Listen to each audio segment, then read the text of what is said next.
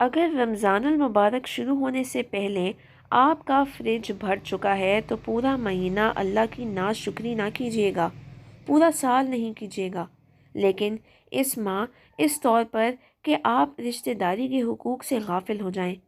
اللہ کی زمین میں بکھری اللہ کی وہ مخلوق جس کے پاس سحری افطار کے وقت روکھی سوکھی روٹی موجود ہو اور ہم اضافی ڈشز میں مصروف ہوں، بچا ہوا کھانا ضائع کر رہے ہوں۔ سخت حالات ہیں، بہت سخت حالات جن پر آئے ہوئے ہیں۔ ان کی آزمائش نہیں ہے، یہ ہم سب کی آزمائش ہے۔ وہ اس آزمائش میں کامیاب جائیں گے، زندگی کا سفر کاٹ لیں گے، لیکن آپ کی ناکامی آپ کے لیے بڑا پچھتاوا ہوگی۔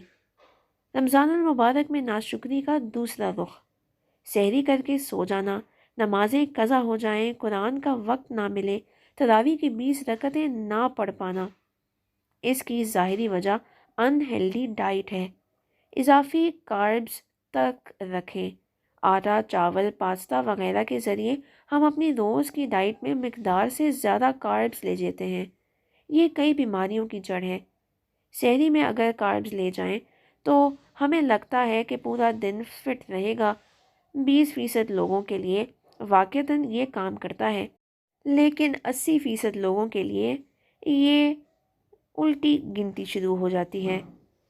جب بلڈ شوگر لیول ڈاؤن ہو جاتا ہے اور دوپہر کا کھانا نہ ہونے کی وجہ سے طبیعت خراب ہو جاتی ہے، نتیجتاً دن کے نوافل، قرآن کی تلاوت وغیرہ کے لیے انرجی نہیں ہوتی۔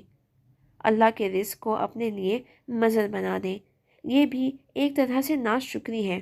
صحت مند غذائیں کھائیں، سب سے اہم پورشنز کنٹرول کریں۔ کیا چیز کتنی مقدار میں لینی ہے، صحت بھرپور رہے گی انشاءاللہ۔ یہ دوسری جانب کھانے پینے پر توجہ عبادت سے ہے، بے حد غافل کر دیتی ہے، یہ بھی ناشکری ہے۔ اللہ کے مبارک مہینے میں اللہ کے رزق میں اتنا مگن ہو جائیں کہ اصل مقصد سے ہی ہٹ جائیں۔ رمضان میں سحری سے افطار تک کی پلاننگ کریں، نہ کہ صرف سحری اور افطار کی۔ پریشان ہونے کی بات نہیں ہے، اپنے اوپر کوشش جاری رکھیں۔ نیت خالص کیجیے، اللہ سے مانگیے، اللہ کے لیے دینا بالکل نہیں بھولیے۔ کوشش کیجیے غیر ضروری کھانے کے بجائے کسی کی ضرورت پوری کیجیے۔ تراویح چھوڑ کر، تلاوت چھوڑ کر اگر رمضان المبارک میں صرف کھانا کھانا آپ کے لیے رمضان ہے تو یہ ناشکری اور ناانصافی ہے۔